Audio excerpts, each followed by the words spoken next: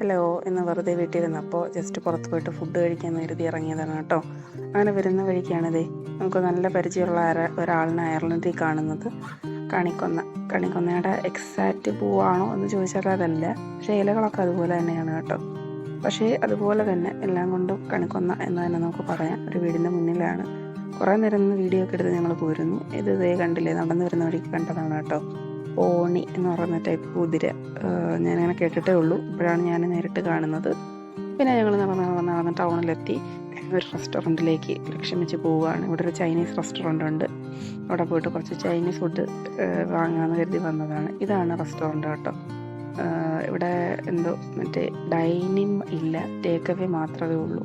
അപ്പോൾ അവരിവിടെ food display കൊടുത്തിട്ടുണ്ട്. ഫുഡിൻ്റെ റേറ്റ്, കാര്യങ്ങൾ എന്തൊക്കെയാണ് അവൈലബിൾ, അങ്ങനെയുള്ള എല്ലാ കാര്യങ്ങളും ഡിസ്പ്ലേ കൊടുത്തിട്ടുണ്ട്.